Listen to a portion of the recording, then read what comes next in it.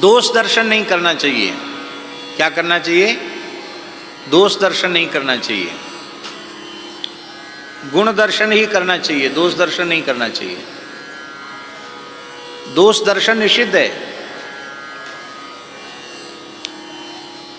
और सबसे ऊंची बात है कि सर्वत्र भगवत दर्शन करना चाहिए।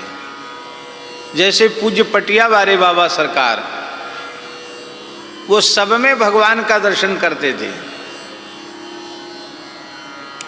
आज ही महंत जी महाराज ने बताया कि एक ऐसे विलक्षण अवधूत यहाँ आ गए, वो चूहा पकड़ पकड़ के खा जाते थे। दूंदनाक बाबा। तो लोगों ने महाराज से कहा, पटिया बारे बाबा सरकार से कहा, महाराज कैसा विचित्र साधु, चूहा खा जाता पकड़ के,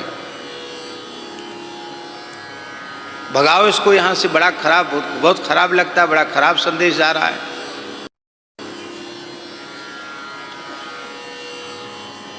वो नेपाली बाबा थे, नेपाल के थे। तो बाबा बोले कि अरे भाई उन्हीं का आश्रम है, हम लोग तो क्या हैं, वो सिर्री भगवान है, सिर्री भगवान। क्या कहा बाबा ने? सिर्री भगवान। सिर्री इस क्षेत्र में पागल को सिर्री कहते हैं, सिर्री भगवान है। और उन सिर्री भगवान ने बाबा का हाथ पकड़ के कहा कि तुम पटिया पे नहीं बैठोगे, चले जाओ बाहर। तो बाबा ने ये नहीं कहा करे तू कहाँ का आया भैया हमको भगाने वाला यहाँ से। बाबा बाहर चले गए, एक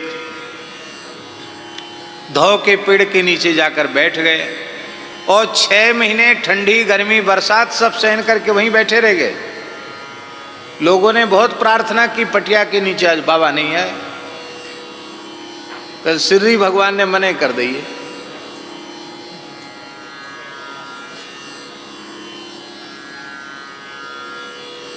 लोगों ने उनसे कहा, वो बोला कि हमने कब कहा। और विचित्र बात,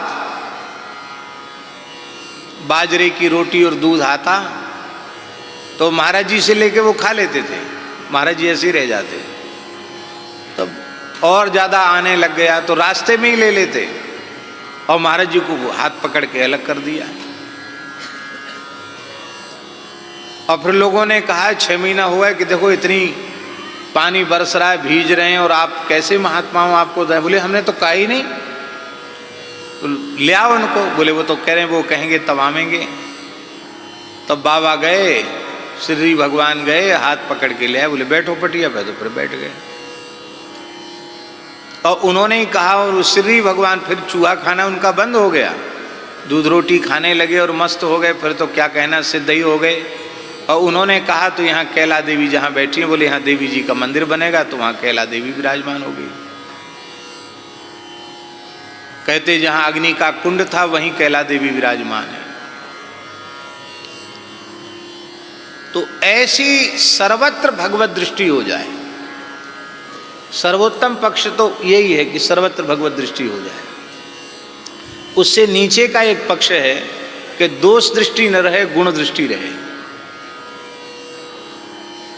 ये मध्यम पक्ष है। और अधमता है सब में दोष ही देखना, गुण न देखना। ये अधम, ये निकृष्टता है।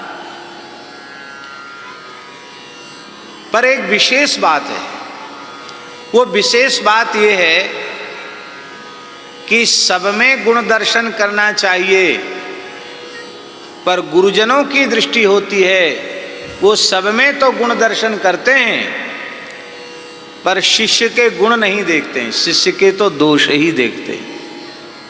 गुरुजनों को आज्ञा है, हमारा शास्त्राज्ञा है कि वे गुण देखें तो बोले नहीं, और दोष देखें तो उसको भीतर न रखें, तत्काल बोल दें, क्योंकि ये उनकी जिम्मेवारी है।